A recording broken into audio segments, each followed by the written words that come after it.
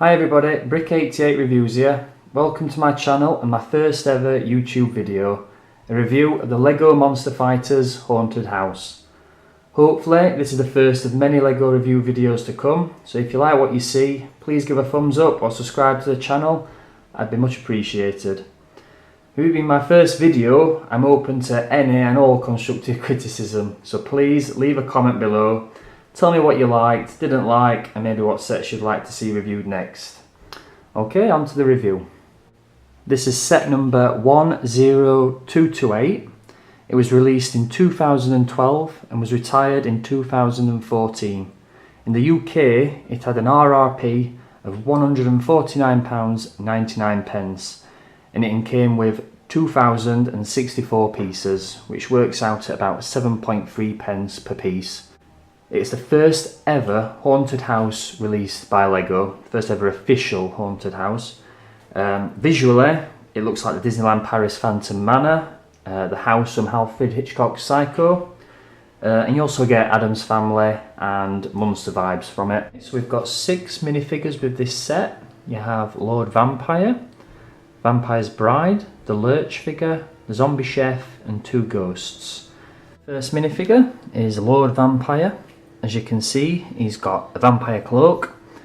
He does have a glow-in-the-dark head with 2 separate faces, which I'll show you in a second. But I just wanted to quickly point out that gold watch chain print on his jacket. I think that's a neat little feature. It's things like that that really add to the character. I don't know if you can also see the print on his waistcoat does actually start coming down onto the leg piece as well. Okay.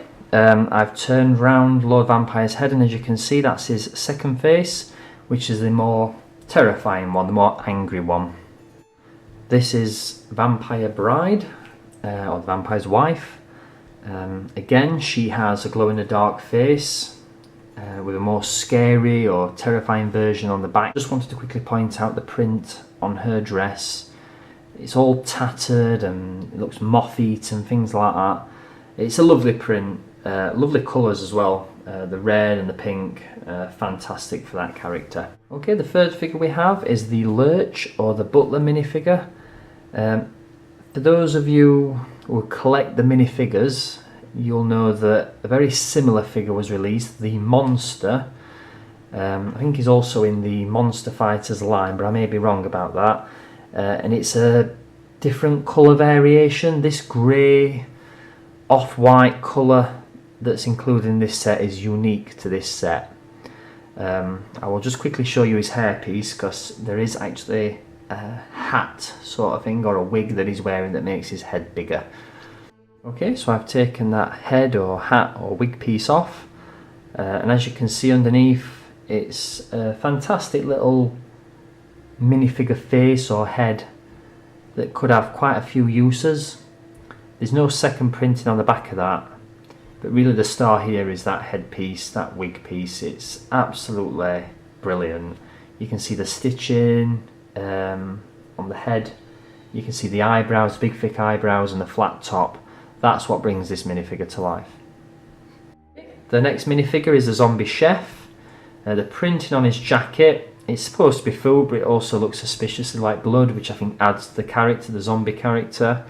The Zombie Chef hat is absolutely fantastic. I do like those chef hats, but for me the best part of this minifigure is the zombie head. I do like these zombie heads, I do have a few of them. They're absolutely brilliant if you are into doing zombie apocalypse type mocks, that sort of thing. They are absolutely essential. An absolutely great simple minifigure. So the last 2 minifigures are these 2 ghosts. I've took the sheet off one so you can see what it's like underneath. It's very simple, a white brick piece base, white minifigure body, and a black head. As you can see on the figure on the right, there's a little notch on the sheet, on the head. It's a new mould compared to those that were in the 80s and 90s sets, like the castles, that sort of thing. The face hasn't changed much and they still glow in the dark, but they're very simple, they look great. You know exactly what they are, and I like putting them in the attic. I think ghosts belong in the attic, that's my personal preference. Obviously you can't see them when you're displaying the set, but at night, if you've expose them to a bit of light, you can see them glowing inside the house, which I think is a neat little feature. I just wanted to show you these boarded up windows. These shutters that are all at crooked angles, they're all falling off, held on by these black clip arm pieces. You've also got boards that are missing. You've got steps that are worn down and broken. I think that's a fantastic little design feature, that the simple use of grey sloped cheese pieces, and then obviously missing out where these smooth pieces go, really adds to that effect. It's absolutely fantastic. You have tan bushes here to represent dying bushes, which obviously that adds to the effect as well, that it's a bit of a haunted house. I love that. And I don't know if you can see on the sides here, we've got paint missing. So we've got these tan sand bricks showing the boardwork and the brickwork underneath. The colours contrast fantastic with that tan and the sand green. Along with the house, there's also this wrought iron gate build. Much like the house, it's crumbling and a bit dilapidated. As you can see, there's bricks missing here and brickwork exposed here. If you position it just right, if you've got room, you create a bit of space here where you can perhaps mock up a cemetery or an overgrown garden, that sort of thing. It's a bit of a play area. There's also something similar that I'll show you inside the house, where you also create a space that you can make play with. These gates do open, I'll quickly show you. Just like that. It's a really neat, simple build. There's not much more to say about it. It goes with the house very well, the colour scheme. It's very easy to knock together, but a welcome addition. It's really nice to have. If we take a look at the back of the set, you can see that this rundown look extends onto the back as well as a few windows. There's not one bore inside of this model. Like with some of the modulars, you might get a boring side where not much detail's put in. There's nothing like that here. Just want to show you here, talking of rundown and everything, it also extends onto the chimney breast. There's brickwork exposed, little bits missing up the top here. It's really fantastic how it's done, and I don't know if you can see here, there is some hinge pieces. Now I'm going to show you what they do. Okay, so one of the best features about this set is this. You can take this and open it up just like that, like a doll's house.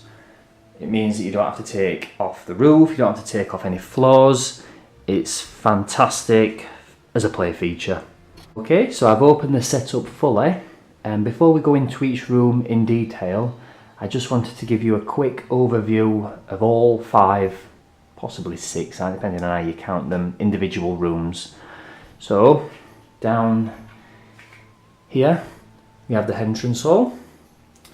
Here we have the kitchen, the study, we have the bedroom, and then 2 halves of 1 attic.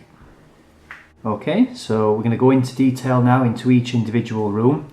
This first room here is the entrance hall. My opinion is, I think it's incredibly bare.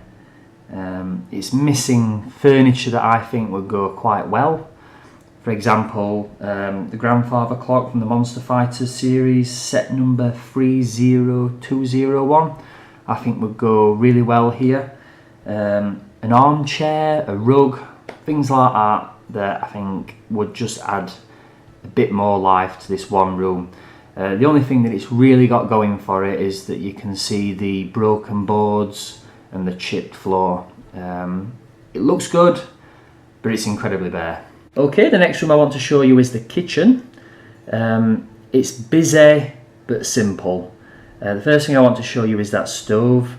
A perfect example of a mini build that is loads of fun. You know exactly what it is, and it adds so much to that room. And that's what's missing from the entrance hall. A little fun mini build that you can just stick on a back wall, and it's a perfect bit of detailing.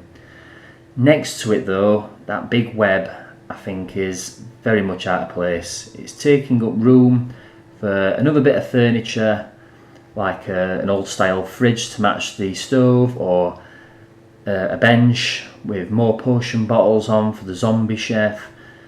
That web would look great in the attic. I think it's very much out of place in that kitchen. As you can see, the crooked and broken floor extends into here as well, with those grey sloped cheese pieces. It's absolutely fantastic. The next thing I want to show you actually is just that side entrance. It's a lot of fun. Okay, so this is the side entrance. As you can see, we have more boards that are shortened and broken, as well as some more worn and broken steps leading up to that. There's another tan dead bush. So you've got that overall look, even on the side, that this house is worn down and broken and all sorts of things like that. If you've got this set displayed at an angle, it's absolutely fantastic to see not only the front but this side, because this side's probably the most detailed as well as the front, and it just gives that house a little bit more to it. I think it's great to have a second entrance. Not many sets do that, and if they do, it's probably just a door built into the side, whereas this is an entire like entranceway with the overall covering over it. Okay, before we move upstairs, one thing I just want to show you is this fireplace. Again, like the stove, another fantastic little mini build.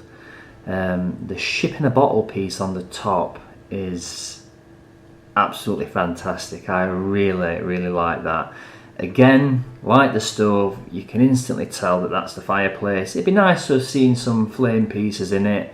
Perhaps some little bits like a fire poker or something like that just on the side of it, but let's not be too critical. That is a great little build. It's actually on a hinge. I'll just quickly try and show you that. So there we go. As you can see, you can move that. So when you open and shut the door, open and shut the house, that moves backwards over these two sets of smooth pieces in the entrance hall and the kitchen. It also means that once the house is opened up, you're kind of creating another room downstairs, like a living room perhaps. If you've got bits and pieces from other sets, you can put them around that fireplace. A fantastic little bit. I really do like that. Let's move upstairs. This is the study, and much like the entrance hall, I think it's rather bare, if I'm being totally honest. Fair enough, there's more than what there is in the entrance hall. You've got a picture on the wall of a werewolf. You've got a writing desk and an ink pot with a quill in it. This little table with the drinks on it, that can be moved upstairs, downstairs, wherever you want. It's not really exclusive to this room. To me, it's just that. It's a room with a writing desk in it. It's not a study. It'd be nice to see a bookshelf or a globe or something more homely like a rug, much like the entrance hall, just to give it that study feel. Okay, so we've moved on to the bedroom. For me, this is probably the best room in the house. It's fully furnished with a wardrobe and a bed. You've got a little heart in a jar there and a plant pot, as well as a whole collection of wall decorations. The pictures, you've got the monster, you've got Dracula, you've got the zombie bride. They're all kind of like cameos from the other monster sets. The two lamps on the wall are absolutely fantastic. I love gold pieces myself anyway, so they were always going to be a winner. I'm not a big fan of the skeleton stag piece there. It never quite looks the part or what it's intended to look like. It's too fiddly to build, and I also think they're missing a trick by not having a skeleton in that wardrobe or in the closet. Before we move on to the attic, I just wanted to quickly show you this piece on the side of the house near the chimney breast. It's a black little comb piece and it looks slightly out of place, so you may be wondering, what is it? Right, I'm going to show you. So we're going to go back to the study, and my original argument that it's bare and everything like that is still there, but perhaps a reason for why it is may become a bit clearer. Okay, so we're back in the study, and then I am going to give that little black comb piece a little tug, so just keep your eyes on the screen. You're going to see something quite cool. There you go. I don't know if you caught that, but a little drop down staircase to the attic. Let me just show you how that pulls out. There you go. So that maybe explains why the study isn't as crowded and as decorated as we would have liked. it's got to make room for that staircase. Okay, so we've moved up into the attic, and much like the bedroom, it is fully furnished. Numerous items up here. We've got the newspaper, the stack of newspapers. We've got a gun. We have got jars and cups. A treasure chest. We've also got a wooden bowl with a knight's helmet in it. The little piece at the front there, the hat, I think is fantastic. You can just imagine that's like a little moth-eaten top hat. It's something that you'd probably find in these old Victorian style houses, dilapidated rundown houses. It's a little touch that I think is marvellous. This is the second part of the attic, and front and centre is the gramophone, which is an absolutely amazing little mini build. Such an inventive use of the Hunter Explorer helmet.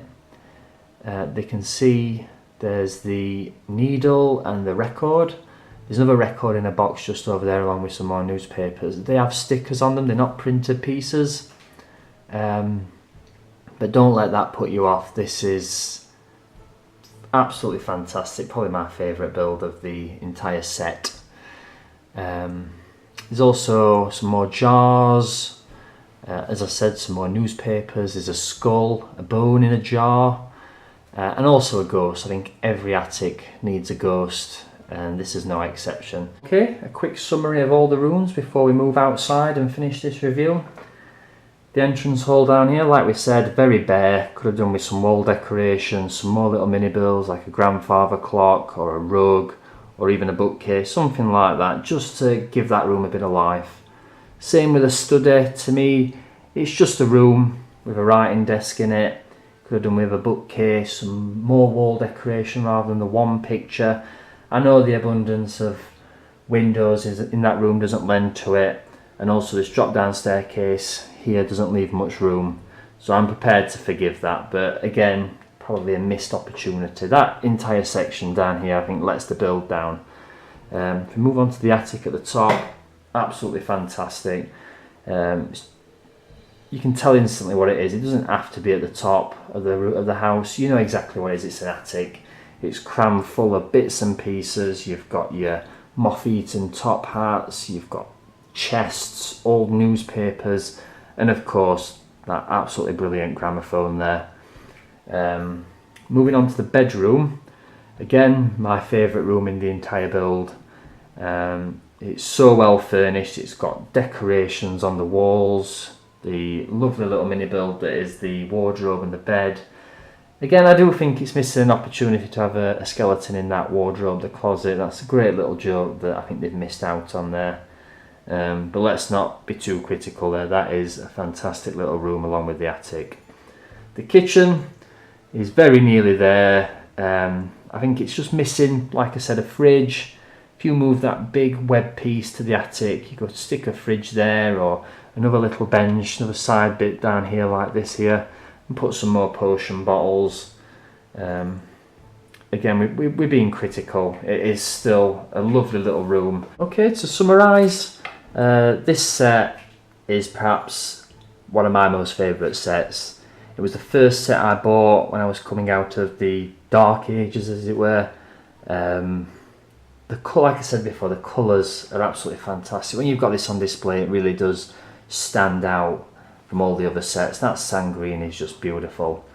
The dilapidated rundown look, the roof, it's just absolutely fantastic, the entire set. Just got a few minor quibbles, nothing much. These little black arm pieces here, they are an absolute OCD nightmare. If you try and get them all straight, invariably they all start getting moved or knocked. I think the best thing to do is just embrace the crooked nature of the house and have them at all different angles and not think about it too much. These zombie heads here, I think, are a little step too far. Yeah, the house is supposedly haunted, but it just takes away from the overall aesthetic. I think it's just too much. These bushes here, they are fantastic. The colour, the effect that they give of dead bushes is absolutely brilliant. My only issue with them is that they knock off rather easy. So if you're moving this set about, you've constantly got to worry about where these bushes are going. I actually moved house with this set and lost one of the bushes. So trying to source one on Bricklink or something like that's a bit of a pain, just for how easy they knock off. So to summarise, I can't emphasise enough how much I love this set. I think it's absolutely perfect. I would give it a solid 10 out of 10. The exterior in particular is just absolutely brilliant. It's the rundown, crooked aesthetic to it, the bits like the exposed brickwork, the exposed boardwork, the broken windows, the boarded up windows, the little porch on the front and the side of dead bushes. It's just absolutely perfect. It's stunning to look at. The colours stand out so well. If you've got this set on display, it is immense. Your eyes are drawn to it instantly. There's a few minor quibbles inside that we've gone through, but very, very, very minor quibbles, if that. Just like little design aspects, you know, things that could have filled out the rooms a bit more. I've had this set since 2012 when it was released. I'm a big horror fan, so as soon as I saw it I had to have it. I didn't fall in love with the rest of the Monster Fighters sets as much as this. I didn't buy any of them, if I'm being totally honest with you, but this I did have to have. Like I said, it retired in 2014 and it's become very sought after on the second-hand market. I do not think I would ever let this go. It's probably the crown jewel in my collection. I love it that much. It's always been on display since I bought it.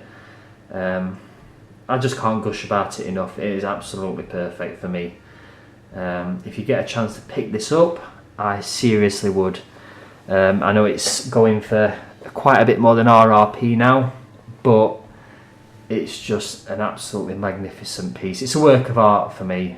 Some of the sets, some of the modulars, they kind of look a bit boring from some angles. This doesn't. It just jumps out whichever which way you look at it. It is absolutely beautiful.